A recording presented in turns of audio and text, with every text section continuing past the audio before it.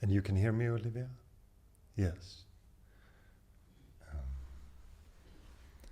I will show you also. You're alone on Zoom, but you're not alone.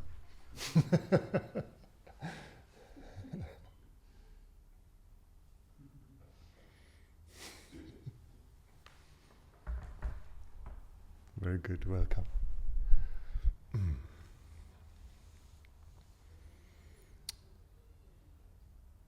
So we can just start by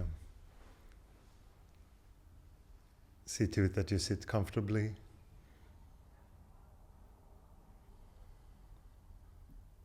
And just close your eyes and recognize what is here in this moment.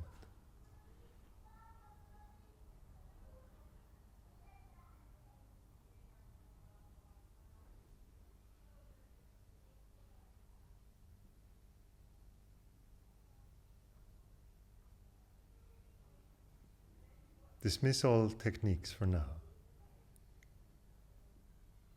Just recognize what is here.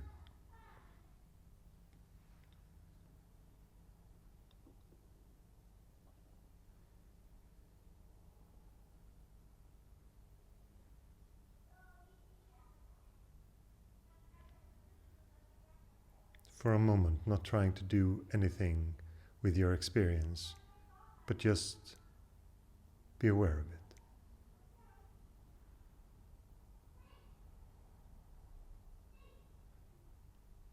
Doesn't matter if it's comfortable or uncomfortable, you just invite it.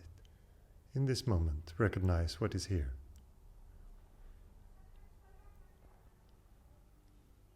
Allowing the thought content, the emotional content, whatever comes through the senses, the subtle body, the more surface level experience of the body, everything, just allow it.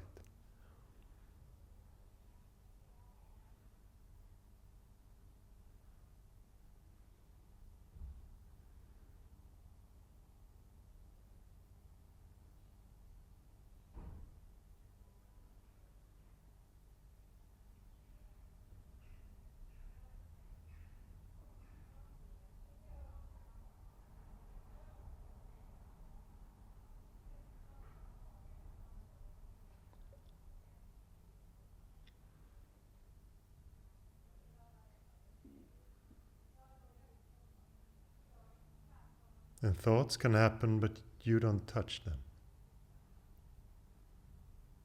You're fully aware of thoughts happening,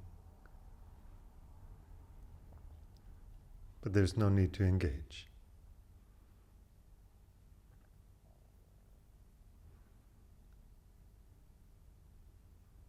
Just see what this moment is when it naturally unfolds.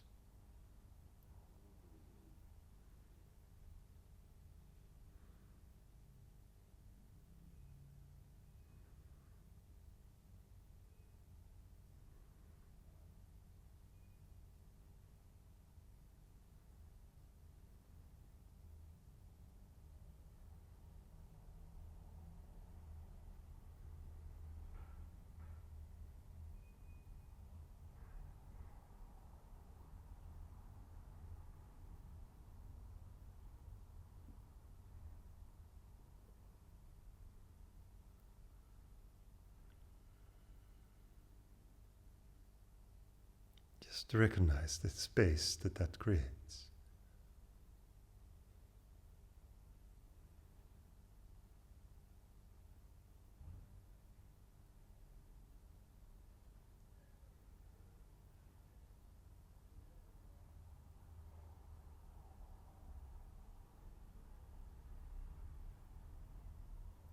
This conscious observing.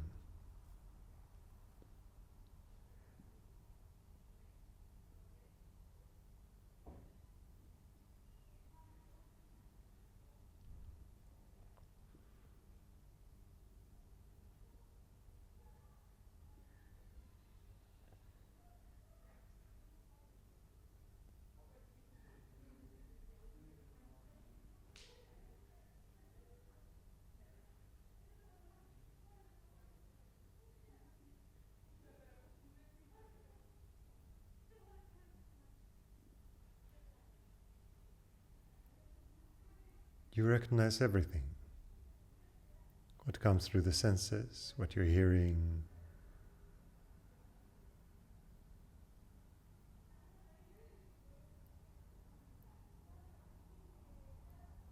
how the clothes feel against your skin.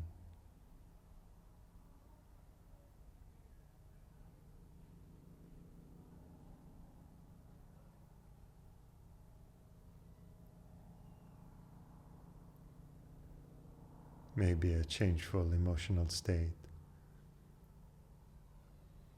Maybe a more subtle sense of expanding. Just stay as awareness with all of it.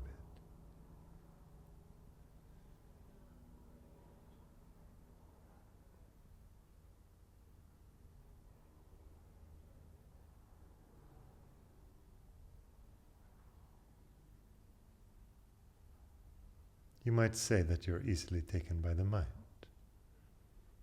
drawn into ideas and identity. But it's very simple to come to this awareness.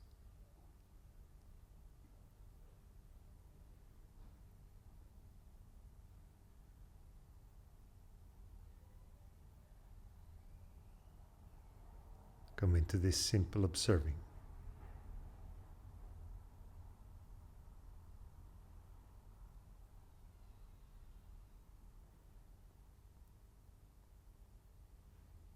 The simple recognition of what is.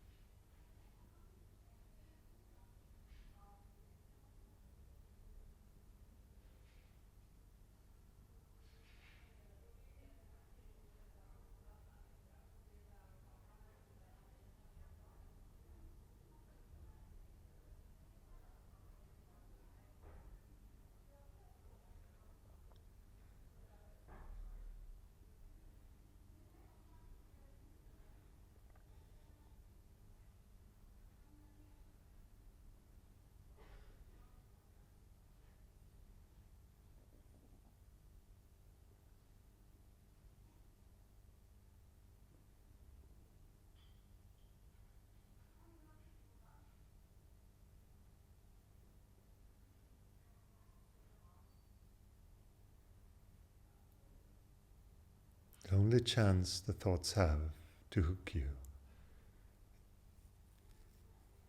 is to go and play the same games it always has, presenting something, and perhaps you have old patterns of just going with that kind of thought, or just assuming that it's important. But in this awareness, that becomes clear.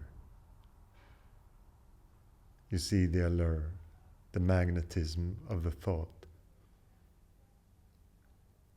how it comes. Some seem strong, some weaker.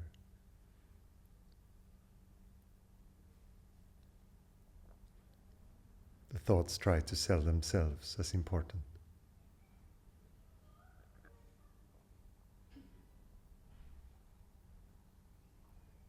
Through seeming pleasurable, through aversion, through triggers. But you are here. You come back to this watchfulness, this attentive awareness that notice thoughts are coming.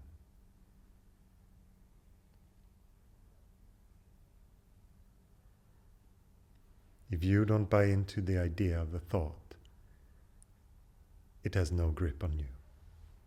It has no hold on you.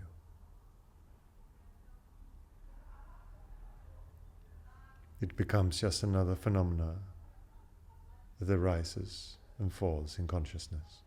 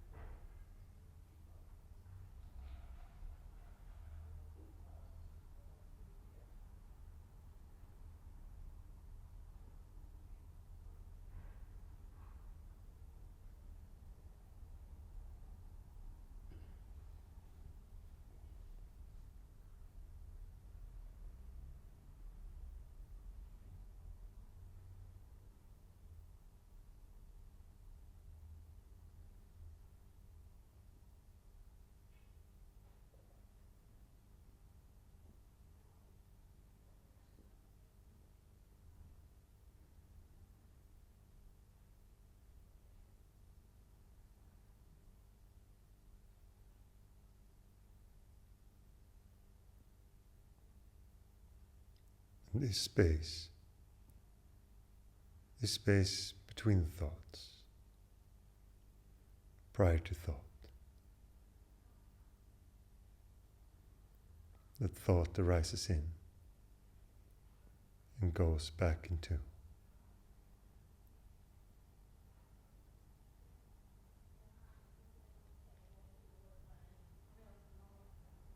At first it might feel almost uncomfortable to be here because nothing happens.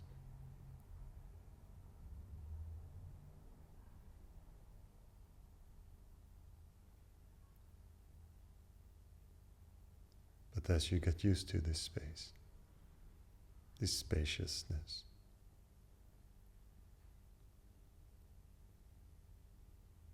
you start to notice that it is the source of everything.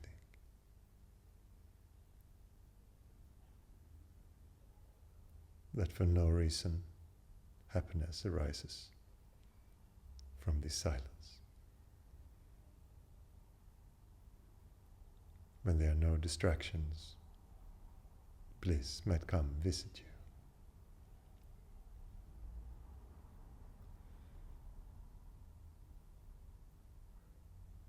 Not because you did something or achieved something, it's just because it is your nature.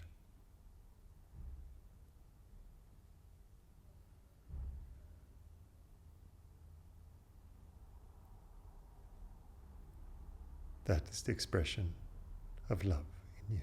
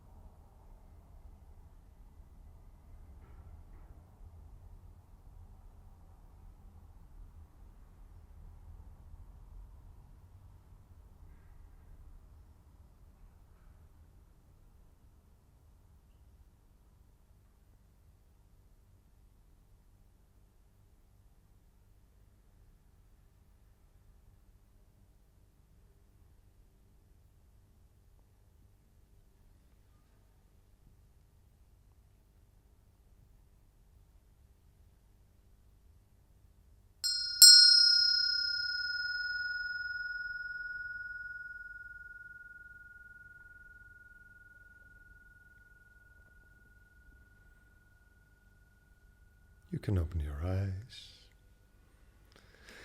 stretch out your arms and legs, move your body,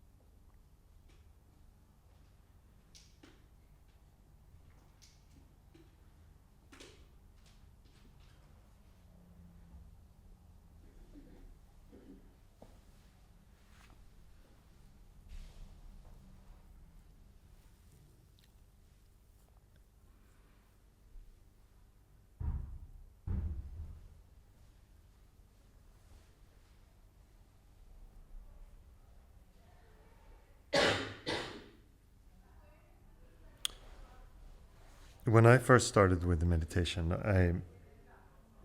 I thought that happiness had a lot to do with excitement. I thought when you felt excited about things, that was proof of happiness.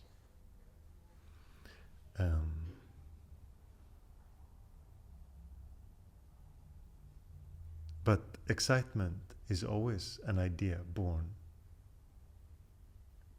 of what is going to happen in the future.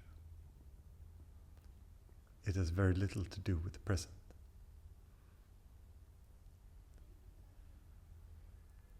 It's like reversed worry. It feels positive in the moment because you feel so excited for the future that is coming. You feel very hopeful, all this. But the more I looked into that excitement, I noticed that it was very close to anxiety. They're very, very similar. And that it has nothing to do with happiness. So my first obstacle was that my definition of what made me really happy was completely false. And not until I started to touch contentment, full acceptance of the moment, beingness deeply, I started to understand, okay, this is where happiness resides. And that changes things very drastically, because suddenly it's not a thing in time. It is your nature. And when I first realized that, I didn't realize what extremely good news that is. Because if it would be a thing in time that you had to achieve, then some people would have more access to it than others. But that is not what it is. Being with the present moment and accepting it has full accessibility for everyone, always. We can distract ourselves with things, we can have our beliefs, how we're going to be happy, that stand in our way, all this kind of ignorance, but it's still true. And that part of it is the same for everyone. If you accept this moment fully, it is the same. You might think that some people are very spiritually inclined and others are not.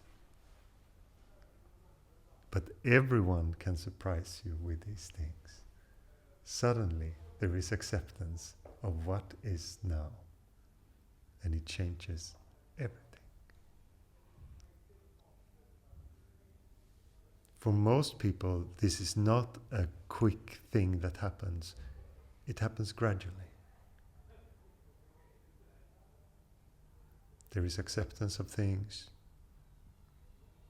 You struggle with some things. You have to stay with them.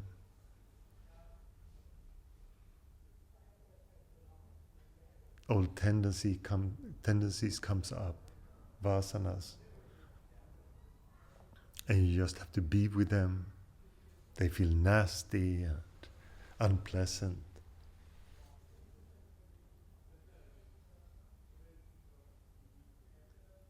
But you invite them into this space. In the beginning it feels like a big thing. It feels overwhelming, challenging, and after a while it's just your approach to things. Because you notice the spaciousness that comes with this acceptance, with this allowing things to be expressed. So your approach starts to be, okay, let's see what this is. Not pushing things away, not saying, I don't have time for this now, I have too much things going on, or whatever it is. You start to allow it.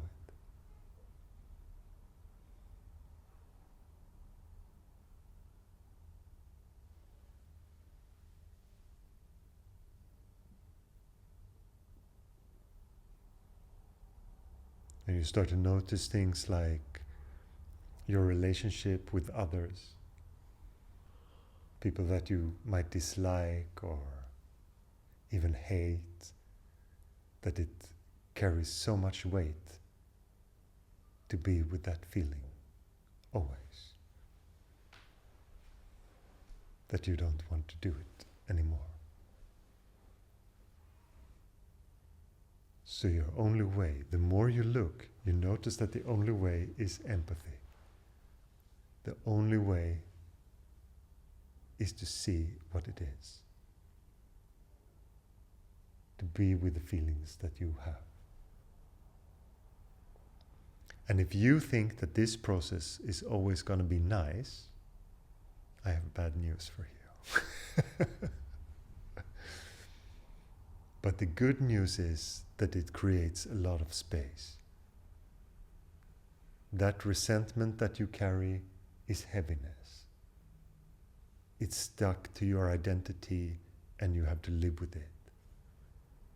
You live with that resistance every time that thought comes. It's not really allowed and felt. It is resisted.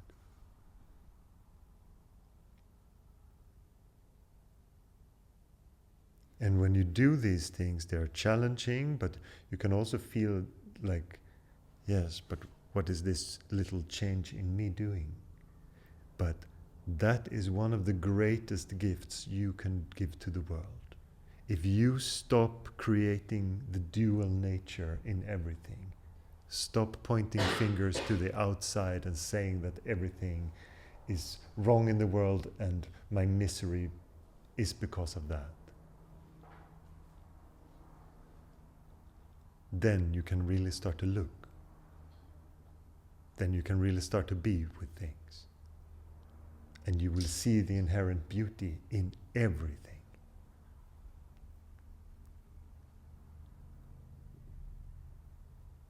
Don't let these surface level ideas get to you so easily. I see them floating around in society, and the vast majority of people believes that I cannot sense any kind of happiness or contentment in a world that is like this.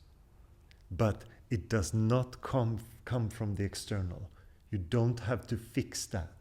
Look at yourself first. And you will be the light the world needs.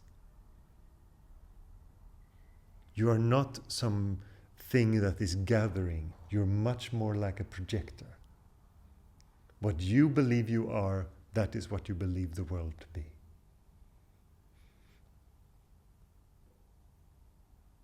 And it doesn't mean that you don't acknowledge that terrible things are happening. It's not some kind of just glossing over things, but it's just the inherent contentment comes from you.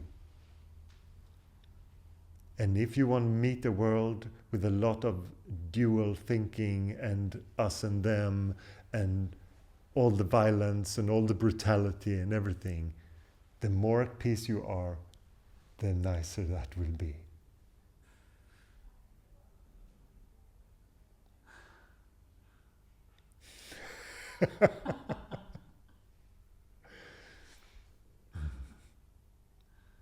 Many people struggle so much with the idea of the external and what it needs to be for happiness.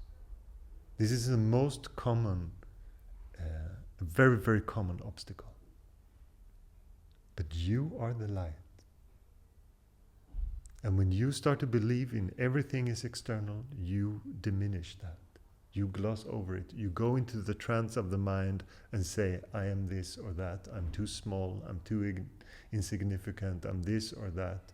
I'm not holy enough. I'm not good enough. I'm this or this.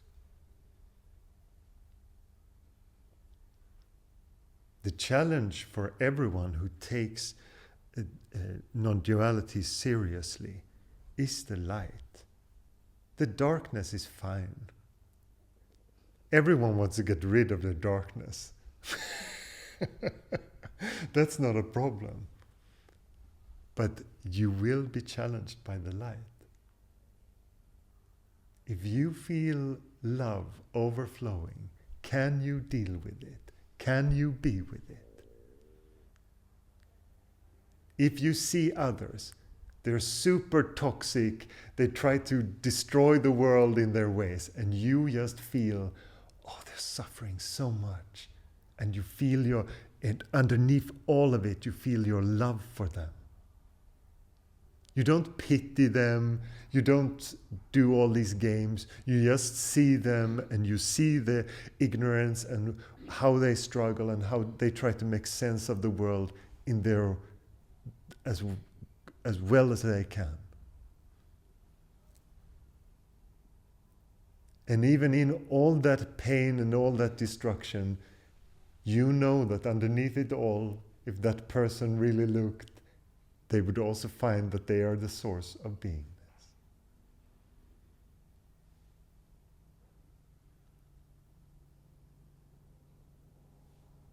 And it's obvious if you look here. If you look here, you will see that. That is what you will find. And you will also realize it is the same in all.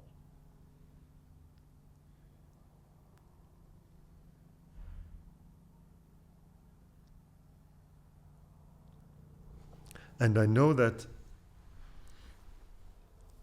do you know the teacher Ram Das? Yes. He's a famous meditation teacher, and he had a picture of George W. Bush on his puja table. And someone asked him, why do you have he was the president at the time, and quite disliked, as many of you might know. And he said, because I would really like to have a president that would be worthy of being on the puja table. So I start like this.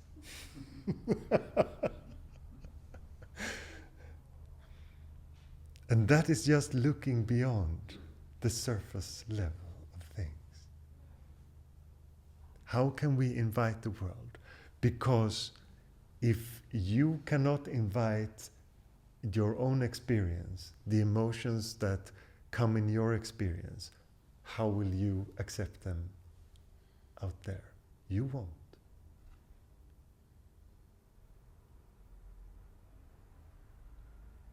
And as soon as you are good with shame, anger, greed, whatever it is that comes in your own space, and you stay with it, when you see it also, you won't get triggered because you won't get frightened that it would stir something in you. You will just, okay, this is that.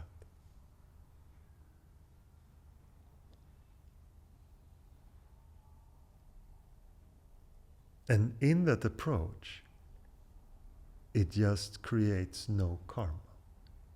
Karma is just a continuation of things.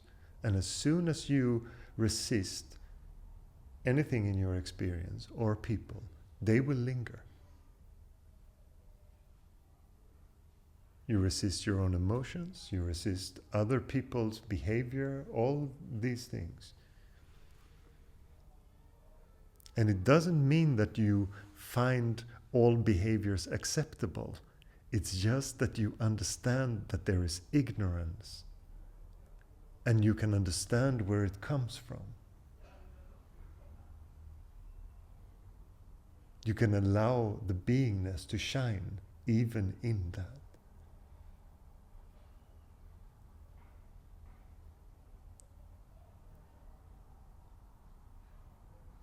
And it's just to be observant of what creates duality. What is it I identify as that creates me and them? Us and them. You can observe it in society, you can observe it in yourself.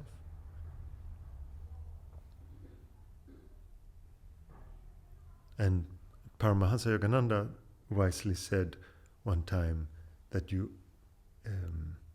if you look into what violence is, and you understand violence all the way, he talked about ahimsa then, the non-violent part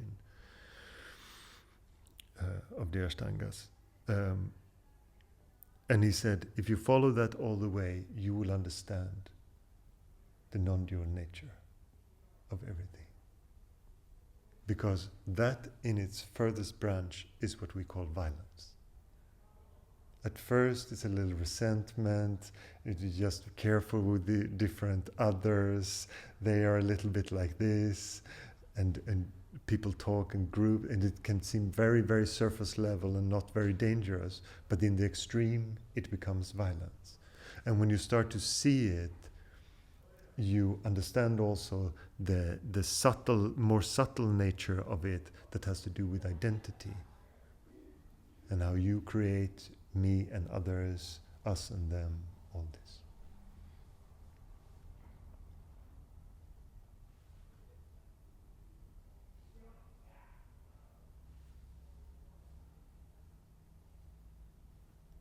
I understand that you can feel restless and that you can feel something has to happen, or we have to have a quick fix for something. But before taking a lot of action and trying to fix the world, look at what you are. Because your tendencies will be what you project. Your tendencies will be what will happen in your life. If you are fearful of things, that will happen. Even if you do it under the most beautiful flag of non-violence or against war, or if you come into it with us and them and have this very strong dual nature of it, it will still be violent.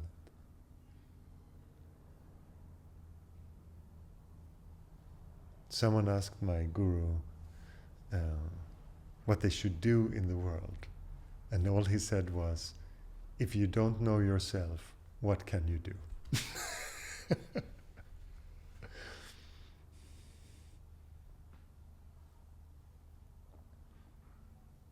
And I know for some people they might find meditation as yes, it's nice and it can calm my mind a little bit and all this. But ultimately it stirs the root of your identity. The practice and the practitioner is the same. Beingness goes through all of it. It's actually almost funny what we're trying to do. Because in the practice of meditation, you try to catch beingness. But the ridiculous part in that is that you are beingness. So you try to catch yourself, but you see yourself as separate from what you're trying to catch.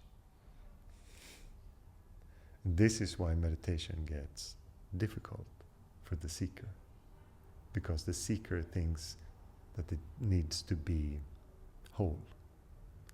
It needs to find the source somehow, and that when it's going to find that, it's going to wear that like a medal. I have the achievement of awakening.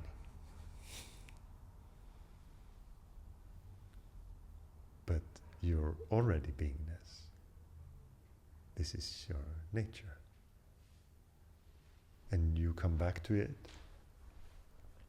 and you rest as it, and perhaps you will say, sometimes it's there, sometimes it's gone. When I come for satsang, beingness comes. When I'm at work, there is never beingness. But this is also not true.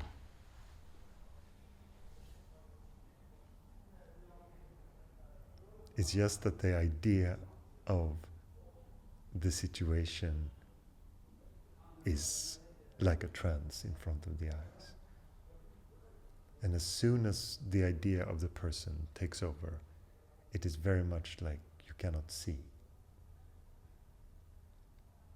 And most people are in states of this identified trance on different levels in their lives. Sometimes they feel a bit more clarity, and sometimes it's again very much about me and mine and what I worry about and how do I feel and where am I going and all this, the whole idea of the situation of the person. And the freedom of meditation is, of course, that is not true. Everything about the person is imaginary and believed. It's quite obvious if we talk about it plainly.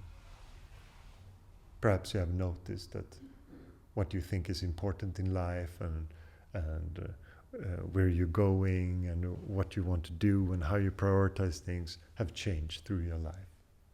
Perhaps quite radical.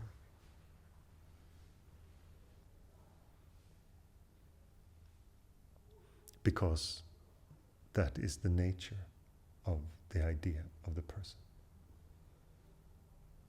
What has not changed is beingness itself. And that's why many say they recognize it as a child, perhaps, doing something still, or just watching a sunset or something. And again, it comes back.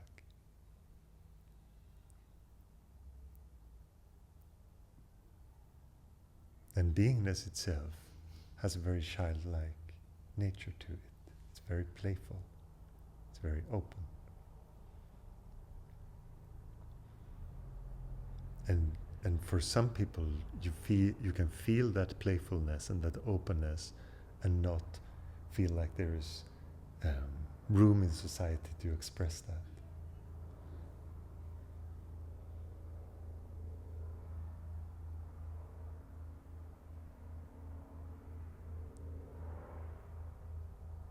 And we come into this strange double nature of things, that people can say that your behavior is not ideal, but they still enjoy it. They still enjoy the freedom of it.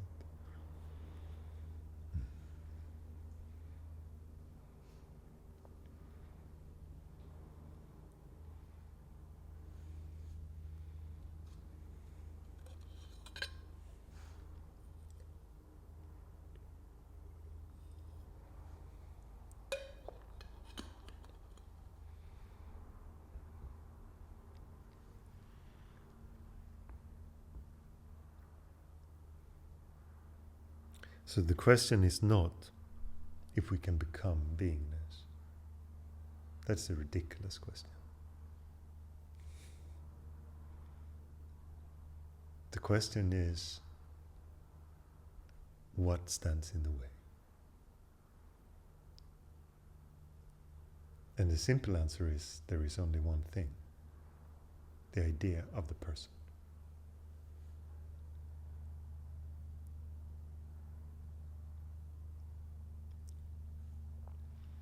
And most people, especially when they come in context like this, they have a mixed outlook.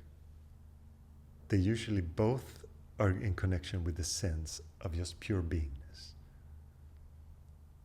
Some of you enjoy it here, and you just go into it when we have these kind of talks. You just recognize the stillness of being and just stay with it. And still the mind can chatter a little bit, it can have its views, it can think of what to do next with it, or how to strategize with it. And usually both these things are true. So the question is sometimes only, what do you listen to? What do you follow?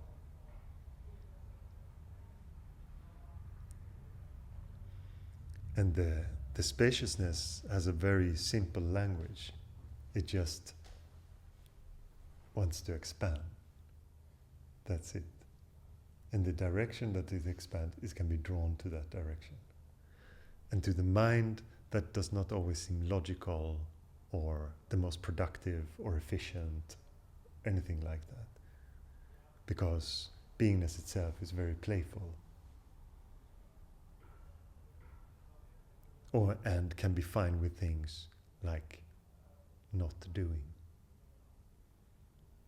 The mind, on the other hand, wants efficiency, categorizing, it wants measurements, it wants future and past. It likes these kind of terms. It tries to be rational. It likes to compare things. So those two expressions does not play at all on the same playing field. So they can seem quite opposite sometimes, and that they don't even really mix.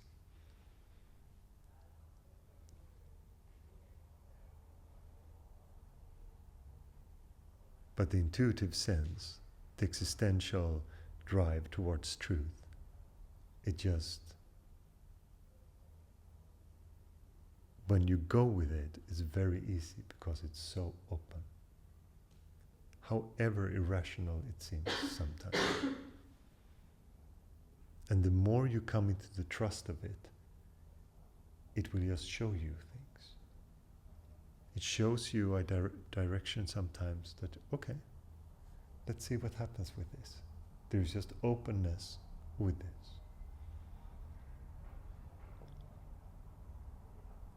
And then you can be surprised. Because when you go with the mind, you go with expectations. You go with ideas of why you're doing something. And you don't perceive it usually like that, but that makes the experience extremely narrow.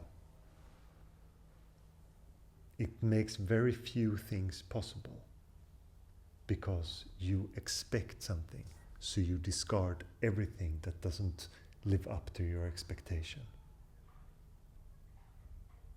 You might not even look at those things. You just ignore them completely. But there is a possibility to be with the world and just allow it. And I understand that sometimes you have to work or you have to focus on something, and it's very specific and all that. But if the mind is always in that mode, it becomes very, very rigid. The world becomes very, very small. It can never play, it can never dance as it wants to dance.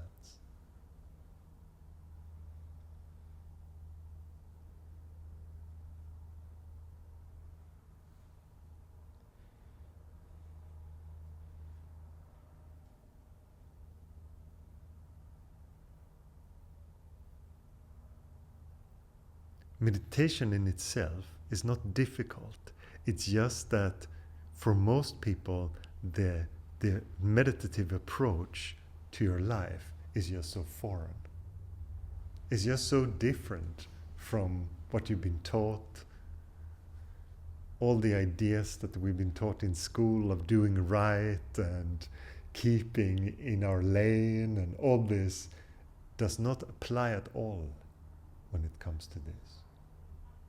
So many people ask me, I'm doing my meditation like this and this. Am I doing it right? And it is an exploration of the present moment. So if you understand those things, you're doing it right. And sometimes it will feel like nothing is happening. I'm stuck in a plateau. I don't know where I'm going in my practice. And then you have to deal with that. Like you deal with everything, spontaneously. And if a teacher's voice is needed, it will appear. And the more you trust that, the more amazing the world can move. And it can bring you things exactly the wisdom you need in that moment, in the most amazing ways. And I know that many of you have heard the the meeting I had with my guru in Tiruvannamalai. He does not live there. He had never been there before. But when I visit my friend Govindra Krishnan there, I went into the ashram, and the guru I met 1 year earlier just comes walking past. And I ran up to him and I said, "Swami, are you here? Or do you often come?" No, first time." And we talked a little bit, and he said, "Yes, see you in Rishikesh." And then he walked away. And I didn't have any plan to go to Rishikesh, so I didn't exactly knew what he...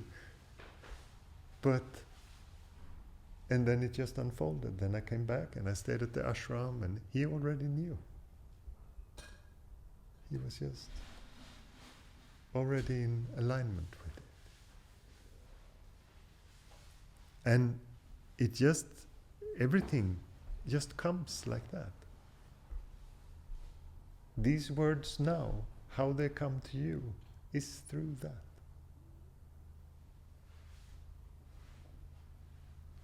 It's not the most, from a normal societal idea, this is not the most efficient use of your time.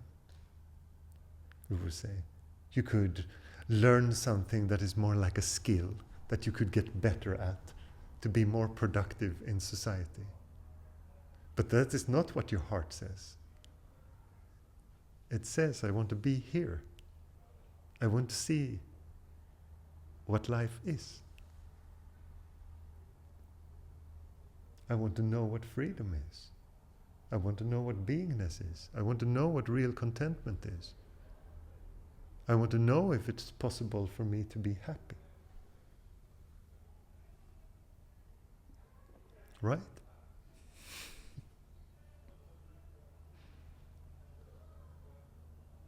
And the things that I have learned, do they help me on this pursuit, or do I have to unlearn them? If you have learned things that are true, it is helpful. If you have learned things that are not true, they will not be helpful.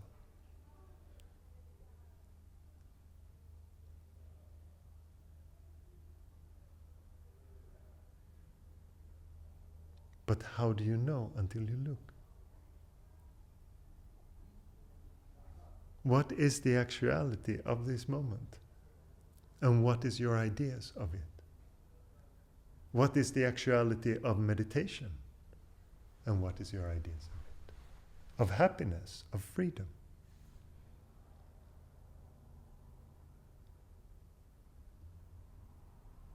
Do you dare to say, I don't know? Can you just be with it? Can you be with your not knowingness and see what it is?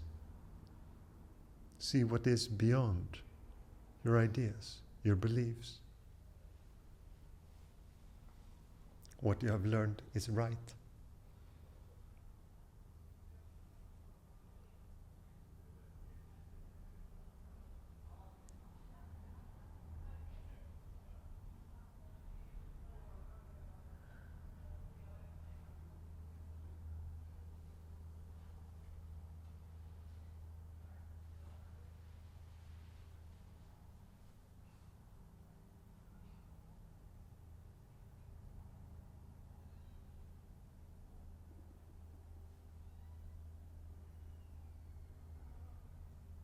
It is not difficult to understand.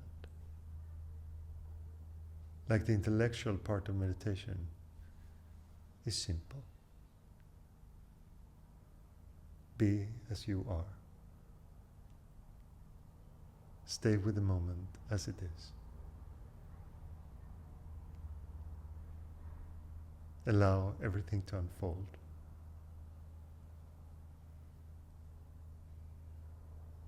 And release it. It's not a big philosophy like that.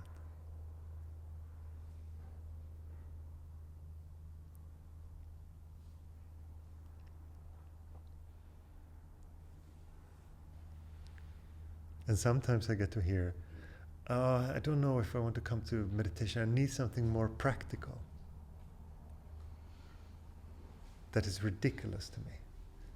Meditation, if it is a philosophy, is worthless. If it's only a philosophy, it's not anything. If it's just an intellectual game. And sometimes I encounter people that ask me philosophical dilemmas because they think that I'm so into this intellectual game of philosophy because I teach meditation. But it has for me, it has nothing to do with that. I'm as uninterested in that as I am in many other subjects that I'm not interested in.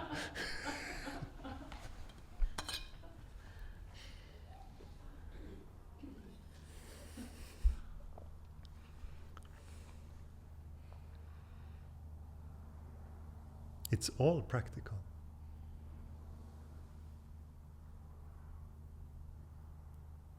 All the guidance here is practical in every moment.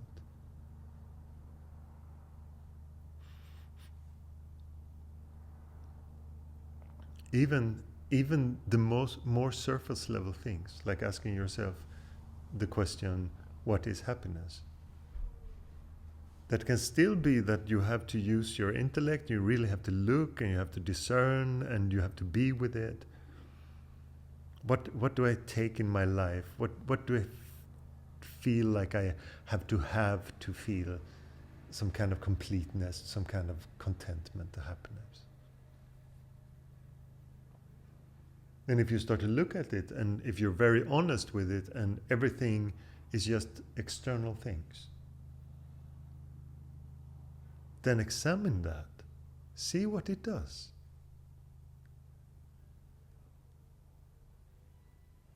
If you think of achieving some kind of dream and in a very specific way, talk to someone who has achieved that dream and see if they are content.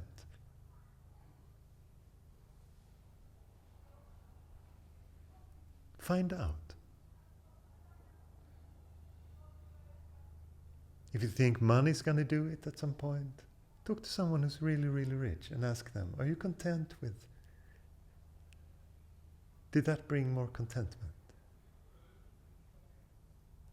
These are good things to investigate, to look into. Who is really free? Does freedom come with no obligations? Talk to people with no obligations. Do they feel free? No, then they worry about this or that, or there's no stability in my life, and there's something else always nagging.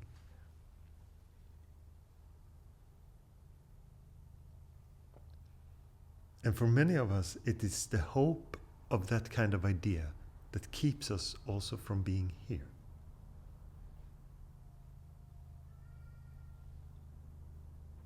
I know that I trash hope quite often, but I think it has too prominent a place for so many people, and that they're just stuck on the hope of a better life somewhere else.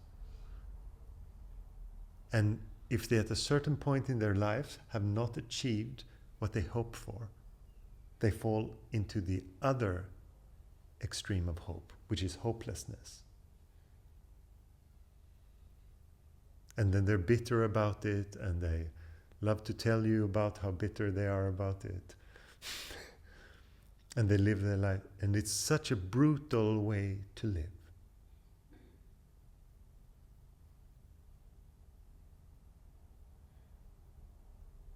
That's why I say you are already the thing that you're looking for.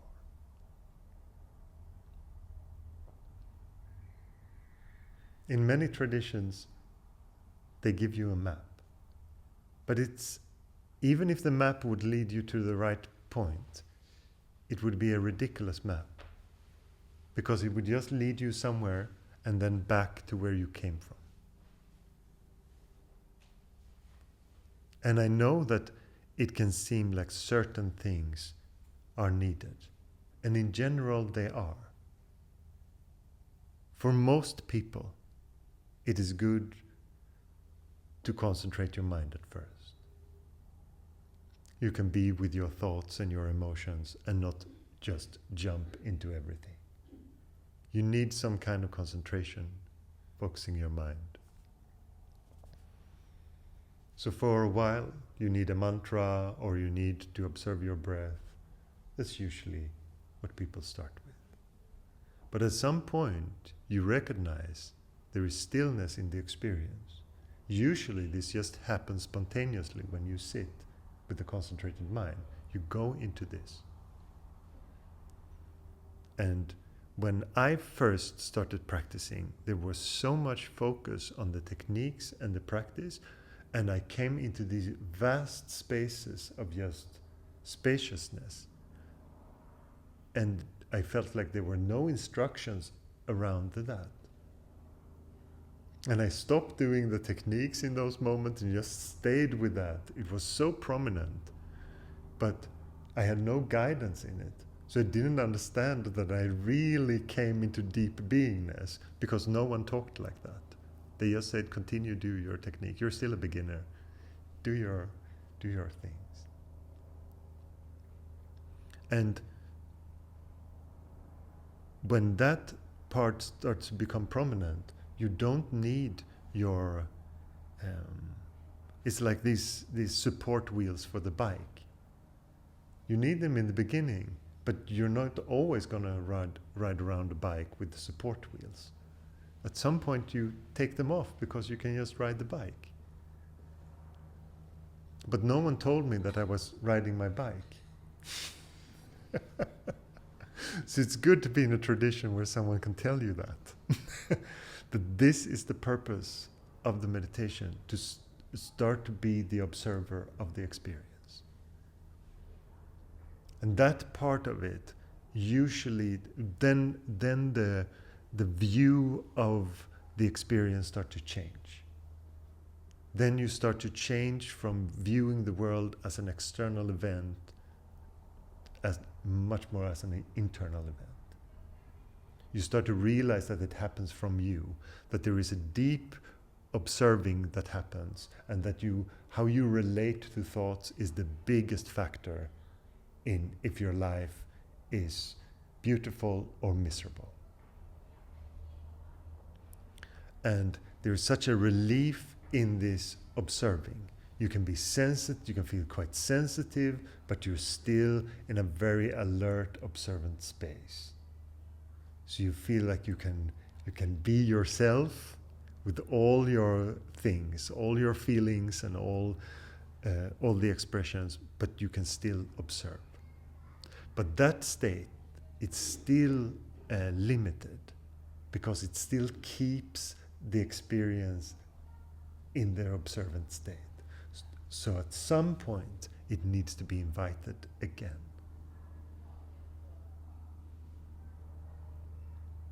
And there can be some resistance to it because you have at some point started to feel like, oh, it's so nice that my feelings are not mine and that my thoughts are not mine. The freedom of that, you're afraid of losing that freedom. But in the absorption of it comes the non-center, the sense of there is no center, there is no observer in the center of the experience. And this is, and the experience becomes very, very spacious and also non-personal. And these things, in some kind of, they're very simplified now, but that is what people go through on their spiritual journey.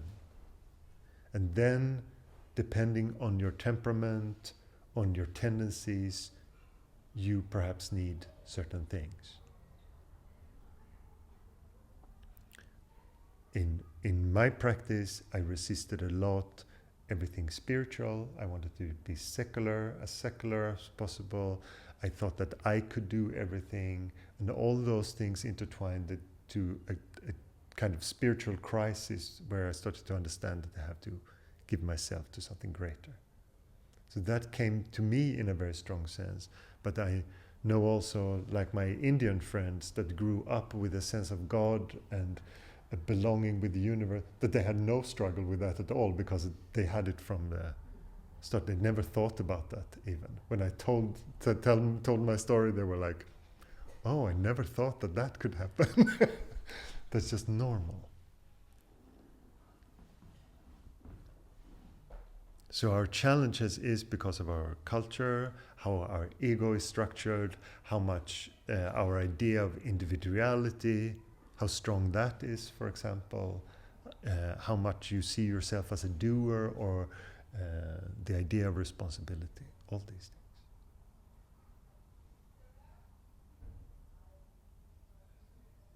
But for everyone, still the same beingness. And for everyone, it is the idea of the person that is in the way of this.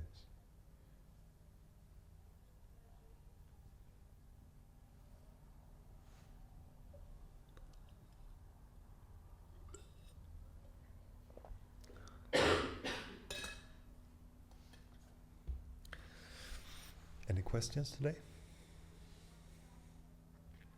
Yes. Good. We have a microphone, so you will hear the question as well.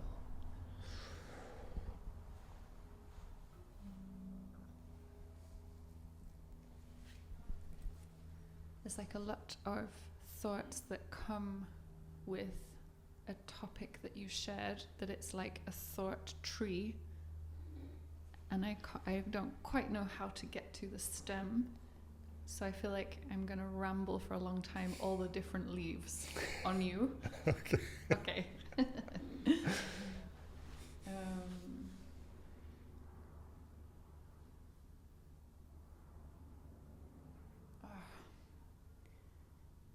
I heard you talking about us and them and polarity of finding someone to blame or someone to rescue. And I got curious as you were talking around like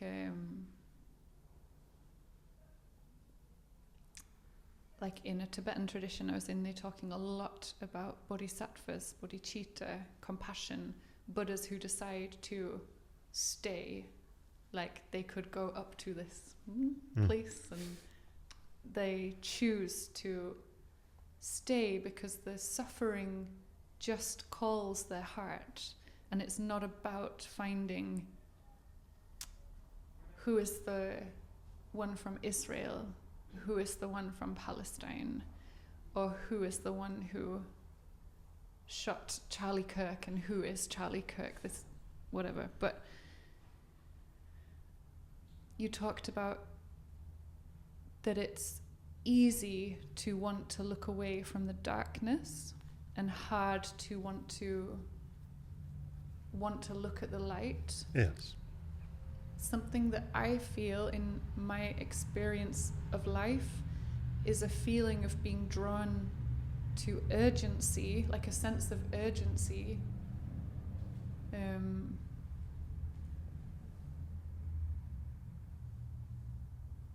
That it's not about choosing a side, but it's about how can the heart do anything else but just want to love these people, or like be with them, just to ground the energy, or just to be with them so they are not holding it. Yes, but the idea that is very common in this kind of situation is the idea of yourself as a helper. And I can just reflect that on also this situation, this gathering. If I identify as a one helping you, we're in trouble. Yeah. Because that creates the duality of that. But if all there is in this conversation is a reflection of beingness, then there is space. And this is what I mean, though. I don't think you are motivated to be here because you want to rescue us all and help us. I think you are motivated by just something more. It Yes. just has to come. I just see what happens. Yeah.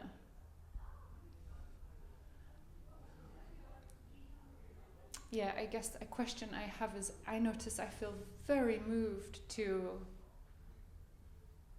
whether it would be to sit in a room of Israeli diplomats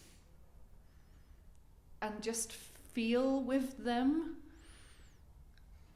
or to sit in the boat going, the flotilla going now, you know, but there's just a feeling of like just wanting to be witness somehow. Do you know what I'm saying?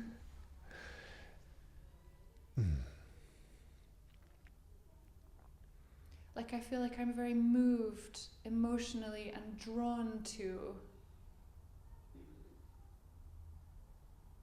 being present to suffering, not in a way of rescuing. Look at it. I try. Yes. I try. But Because what is helpful to the world? What is the best course of action? That many people have a quick answer for that. Yes, I know in this situation we should do more of this, and we should just convince this group that da, da, da, da. But what do you know deeply of the duality in that? And if you are a beacon of light, what is it that says that that is not the best way to be? But be that in the places where, and circumstances where. Yes, so and also how is the world affected? Everything affects everything. And it's even more clear in a very, very globalized world.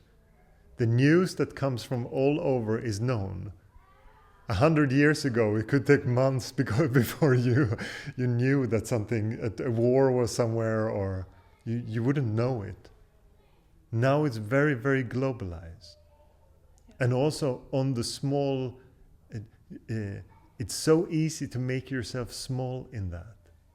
If you understand the non-dual nature of this moment, those ripples will go everywhere. That is what will be known. On the surface level, you see wars, you see suffering, you see all these things. But what is the seed of all that? Where does it come from? It comes from the dual nature of things. So, what is there to realize? And the idea of the person doing things in the world has to do with identity. Of course, if this spontaneously in your experience happens something and you feel love for that, you act with empathy and you act with love in that. But this whole idea of who am I as a person in relationship to the world is not real. It feels almost like something more visceral, like the example of, say,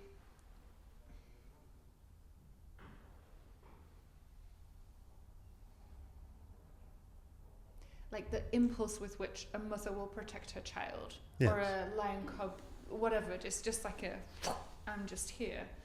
Like, if there is an accident on the street, someone gets attacked by a dog, this happened, and like there are people who will walk by, and there will people who will just and put the tourniquet, and you are just there.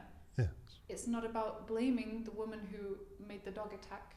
It's just to, yes, of course you be there. Yes. Or you find some homeless alcoholic with his pants down on the street, and everyone is walking by ignoring. But of course you will be there. I think this is the feeling I feel that doesn't feel like it's finding right or wrong. No. But then I hear about the flotilla going to Palestine, and there's this feeling of like, of course I should be there. Why am I not on this boat? It's like such an obvious feeling. and yet there is like this pull to action or urgency or something that wants to Yes. care for everyone and right the wrong or whatever. Yes. Maybe, yes. And But you have to see what happens. Because if it would be the natural pace of things, you would be doing that right now, not sitting here.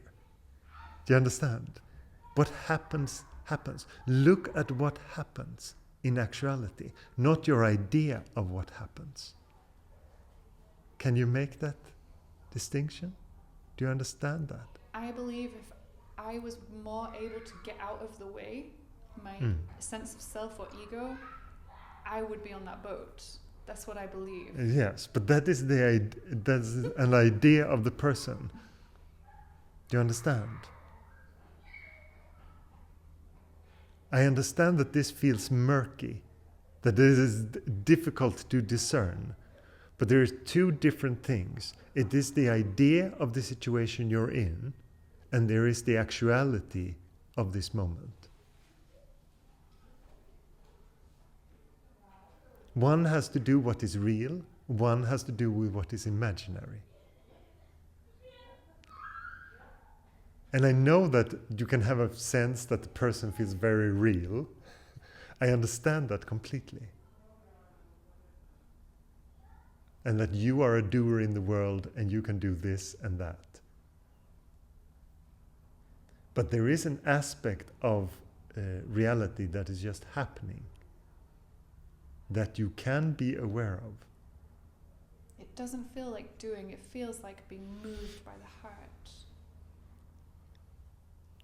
Yes, but this is tricky, Yes. because many people say things like that about I'm not so much in my head anymore. I go more on my gut feeling, and it just means that they moved the quality, the control of the ego from the thoughts to the emotions. Yeah, that really So now you're just reactive with your emotions, and you go with that, and the ego just plays you all the time.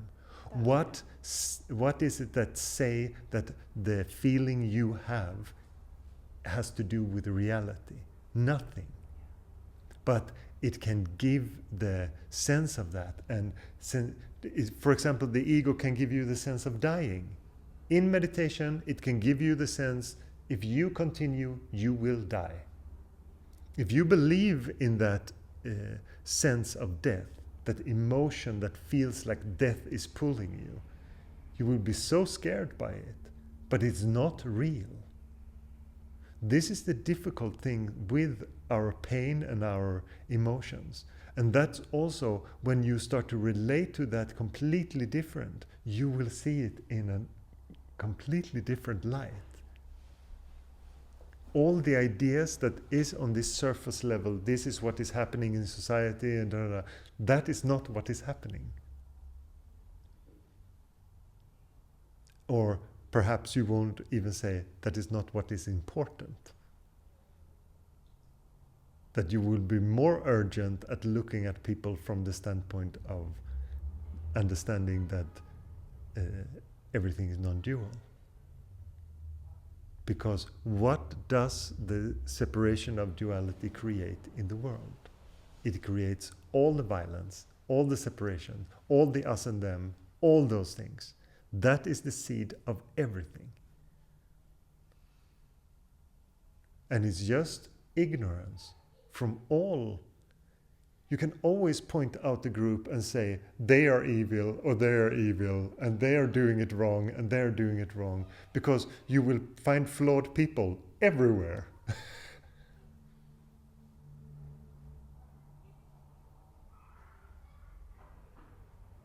And I also see the societal discussions, but they're very much just in the game of that. In a blame game, in a game of identification. There's no one that talks about love for all. But that's what I'm saying. Yeah. Because love for all is not an interesting drama.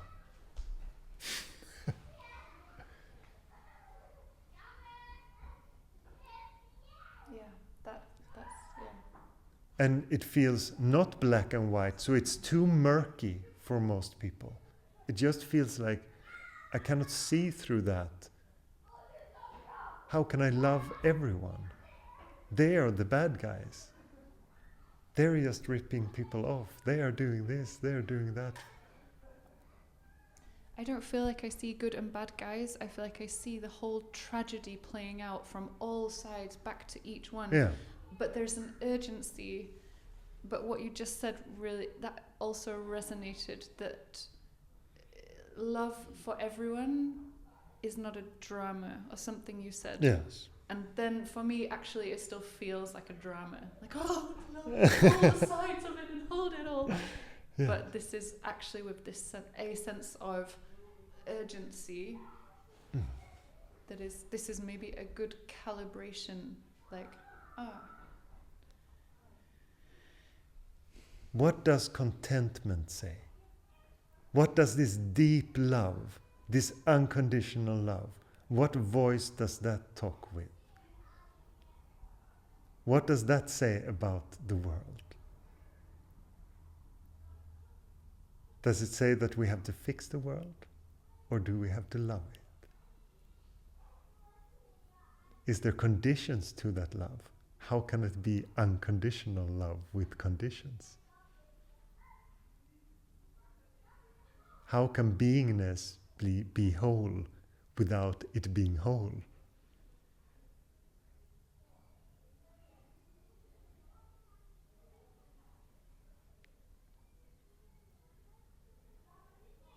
We are so much more than just a surface level experience.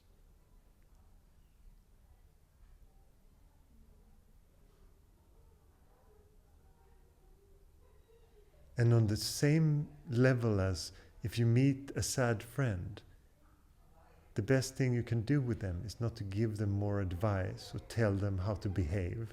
They will just feel more miserable. But if you're with them and you just love them, they will be so happy with that. They will just be allowed to express the sadness that they have. They can just be natural. They just feel like they can be themselves. Everyone wants to be loved and to be themselves. And in your presence, they can be allowed to be as they are.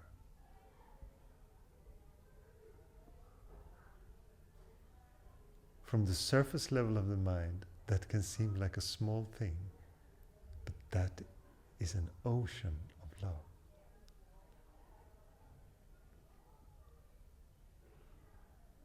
And see the things that you believed in and were hurt by and how they healed. They didn't heal because someone pushed you around and told you how to behave. They healed because you got space, acceptance, you felt love towards yourself, you felt forgiveness.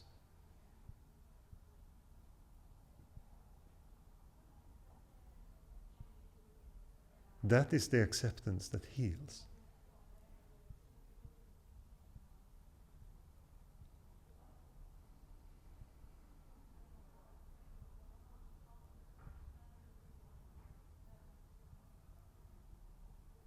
And if you connect with that, it will be very easy to know what to do in a situation, if it really comes from love or you're just trying to fix and push the world around according to your views.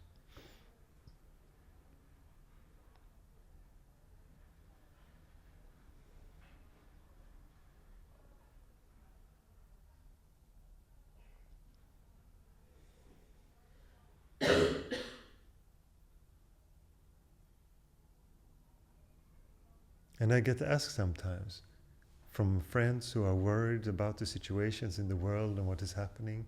They say, why are you not worried? Because the world happens as it happens. it only creates this stir, these problems, when you have the idea that I am the fixer of these things. The world will happen as it happens, with all its tragedies, brutalities, everything. And in the acceptance of that is the greatest possibility of love. And if you come from that place, you will move in the world with love. Because if you go into identity and duality all the time, you will point fingers and you will start to hate and you will have bitterness and you will have all kinds of things with that. And it will just stir more, create more polarity. You see discussions in society, all kinds, they point at each other saying, you create all the polarity, and the other, the other side says, you create all the polarity. Because no one loves the whole.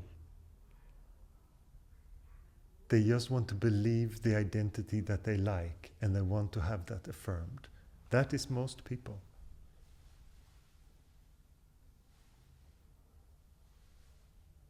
And they say, the other side is different from our side. They're so strange like this and that, and they are so stupid like this or that. And they play the same game. It is so similar.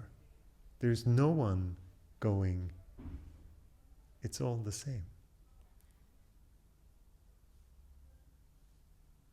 Because that doesn't create any clicks. There are people saying that, but it doesn't create any drama, it doesn't create any interest, it doesn't create any news or clicks.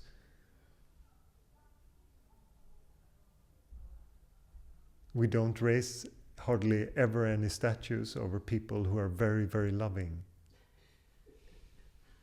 Which is very, very strange to me. But we like to raise statues of people who have won wars or created things like that. But most people care very little for people who are loving. They like to have them around. Now it feels like more like a but just on that point, I feel like, you know, we have saints, and there is a appreciation of loving. Yes, but the percentage of the population that look up to saints compared to great entrepreneurs, then the saint part is, I just want to say, be realistic here, it's quite small. Mm. And in different regions in the world it's bigger, but in general. But that doesn't mean that those things are not important. Those are the most important things. And that's why I say sometimes that if you're into spirituality and you start to have a deep connection to beingness, people around you will love to have you there, but they will perhaps still find you quite strange. This person says strange things sometimes, and you don't really understand what they're into, but they're lovely to be around. Because all people enjoy beingness. It's universal.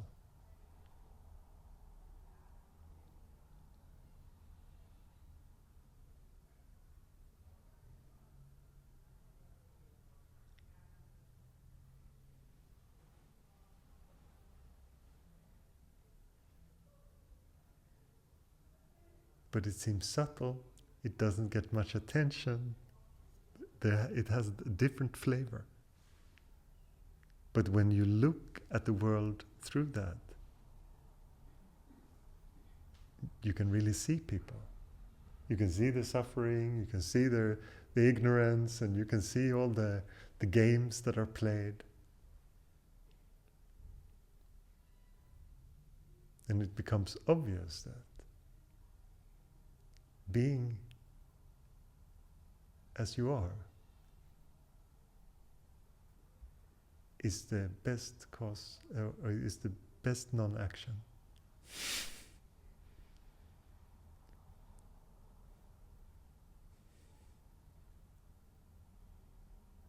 it is the way to embrace the world.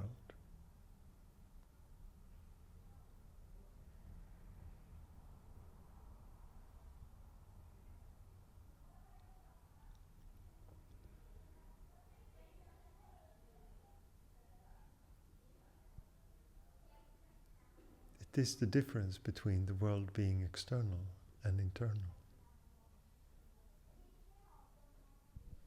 That's a huge projection, if that's true, to really feel and see and witness all of this suffering on all sides. Like, I really don't give a fuck about the sides anymore, but like,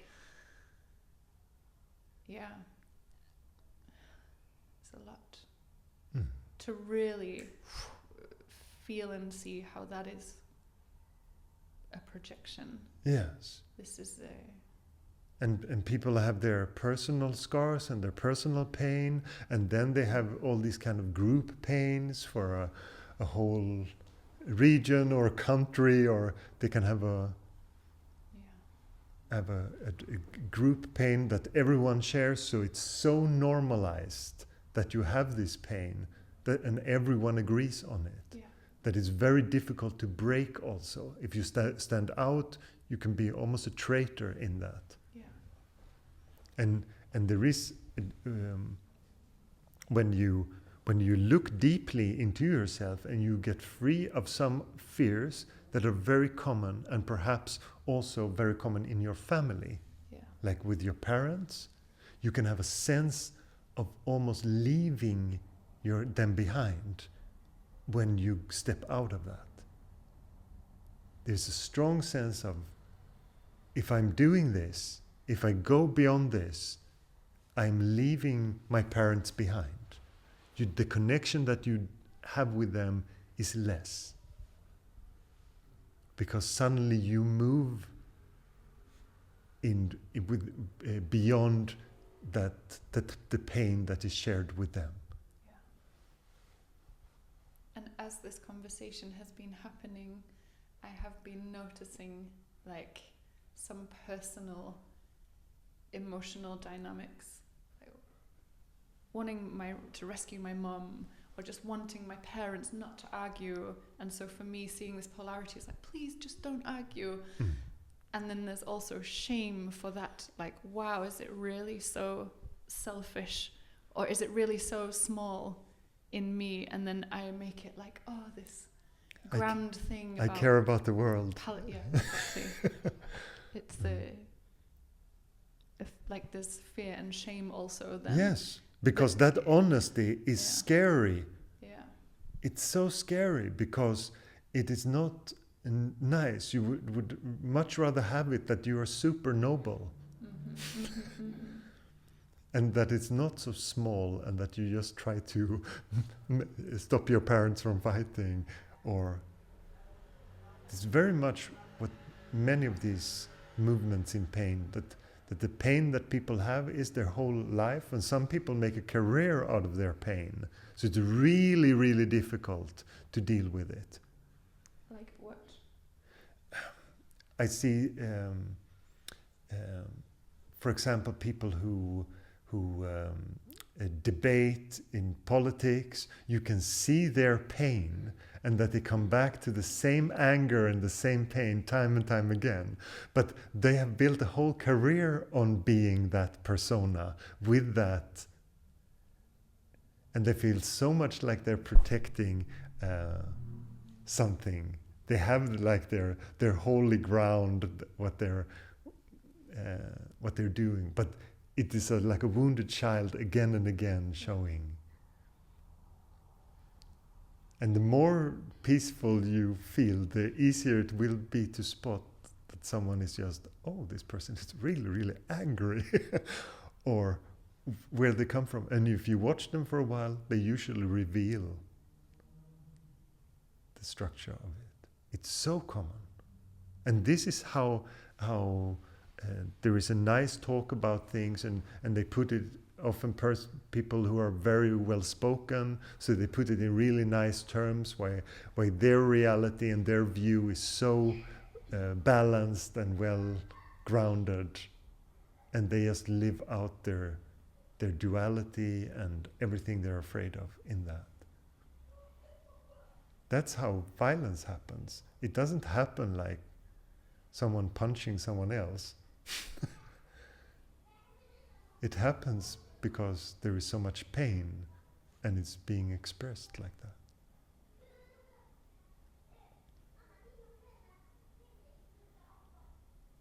And you see how that person's pain might reflect on many other people's pain, and so they resonate with that. I also feel this pain. And therefore, this and this. And they have drawn their own conclusions, and they like when their pain is being reflected like that, and then put in a really nice framed context that we are the good guys, or we are whatever.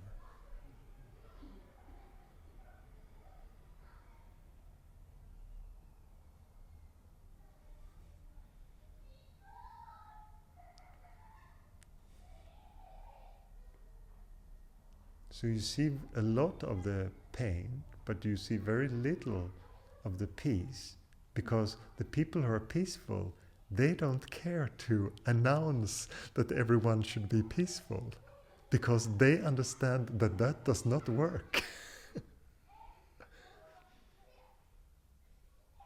That if you want to approach peace, it has to be voluntary, and you have to have openness, and you have to have the possibility or the capacity to just be honest with yourself. And all your projections and all your bullshit will come to the surface. That doesn't make any good documentaries. But it's beautiful in its process and how it can be allowed to heal and happen.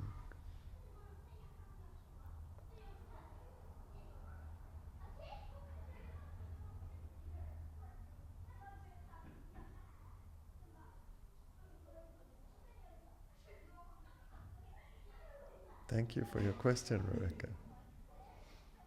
It's a good subject, this one.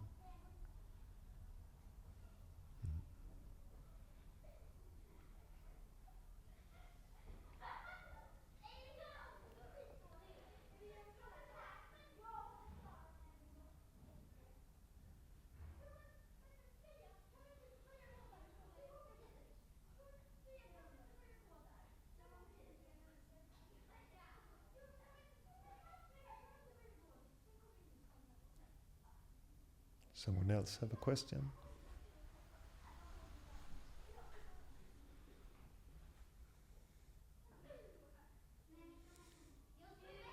Will there be singing today? There will be singing today. It's also a good question, but yes. Yes. So I read yesterday, I'm reading a book on Christian Hermeticism, and it said about the Vedanta tradition that it was, or like the advanced yogis or Vedanta apprenticed, that it becomes a tradition of no tears, or you appear into a space of no tears. And also that's the part of beingness, or like embracing beingness, also lead to like a non-personality, like a loss of personality.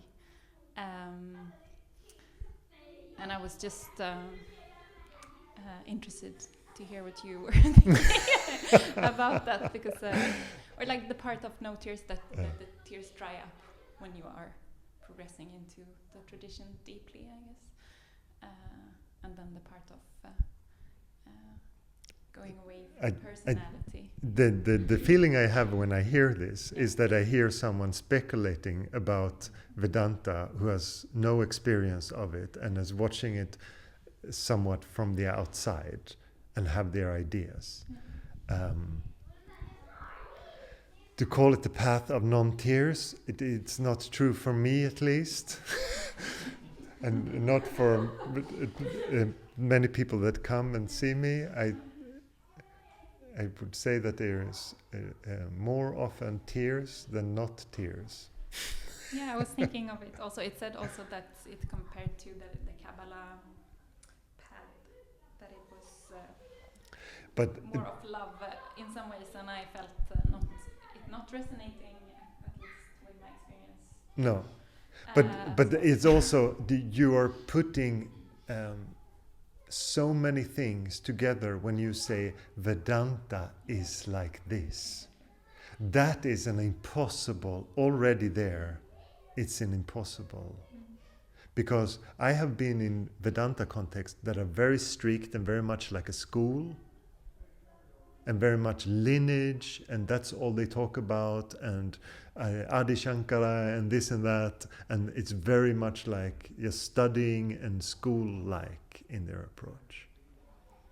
And then there's Vedanta teaching like my guru, which he didn't even know some of the Vedanta texts.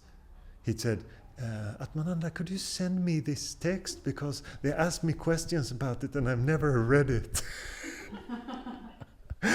So I found some PDF and I sent it to him so he could read it and so he could answer some monks' questions about some Vedanta text that he knew nothing about it. So when it comes, there will always be people who have ideas and look at Vedanta from the outside like a very strict thing, but it is not like that. If you compare, I have a very clear teacher, but if you look how I teach and how he teach, we're not similar at all. He hardly says a word. I can. Yes, and we have very different disposition and very different temperament, and it that makes some difference in it. The flavor of it is always different. But and to say that Vedanta is not, sometimes people talk about it like it's very intellectual and it's just applying to this jhana part, and it's just like you question who am I, and it's very cold and very intellectual. That's also not true. In my view, the bhakti part and the intellectual part has to go hand in hand. The loving heart and the questioning of reality, they have to be, both of them are needed. And for me, in my personal experience, it's very obvious that why I talk about that. Because for me, I was lacking. I didn't have that natural relationship to the universe or God or whatever you want to call it. And I could only bring that in through love and through bhakti and through devotion. So it becomes very much a path of love. So to say that the tradition, every tradition that is serious and goes to the root, looks at the things that you need in the moment for that expression to flower, for beingness to flower. And teachers will be different. Some will be very intellectual and very philosophical, and others will be very loving, and others will be something in between. Thank you. I had the suspicious feeling of reading it, or it felt very judgmental in some way. Yes, dismissive. It's usually. Yeah, or not descriptive, maybe not so open, very short in. Yeah, yes. But thank you for. Yes. Thank you for your question.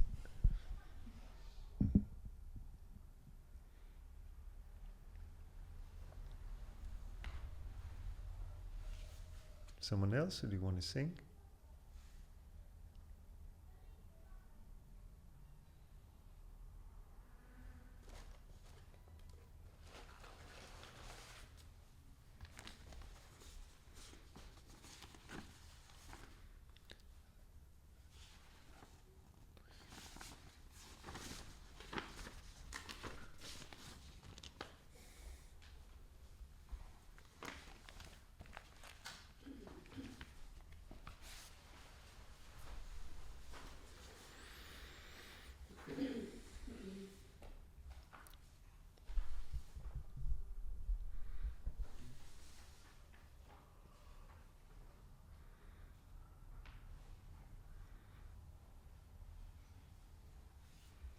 um,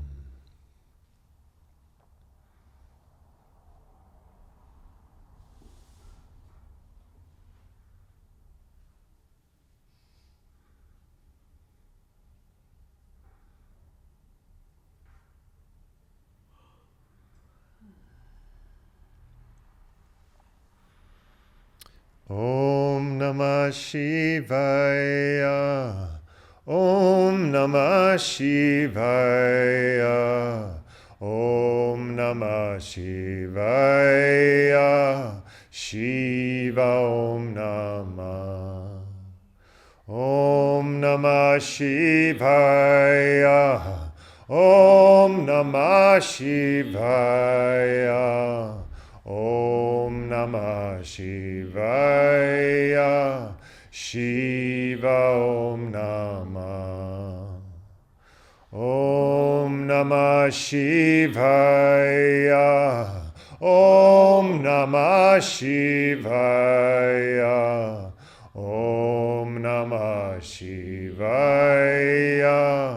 Shiva Om Namah. Om Namah Shivaya. Om Namah Shivaya.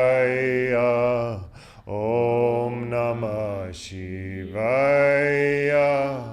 Shiva Om Namah. Om Namah Shivaya. Om Namah Shivaya. Om Namah Shivaya. Shiva Om Namah. Om Namah Shivaya. Om Namah Shivaya. Om Namah Shivaya. Shiva Om Namah. Om Namah Shivaya. Om Namah Shivaya. Om Namah Shivaya. Shiva Om Namah.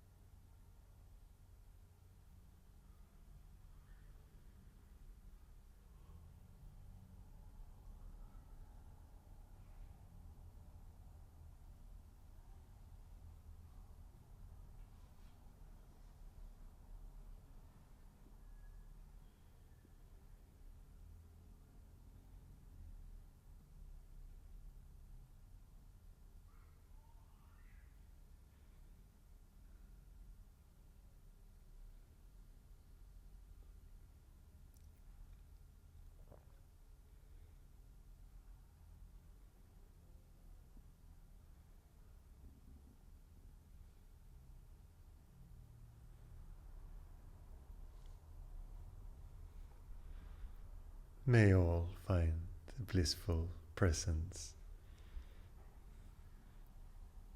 that is in the stillness of this moment. Experience the splendor of pure awareness, peace and contentment that comes with it.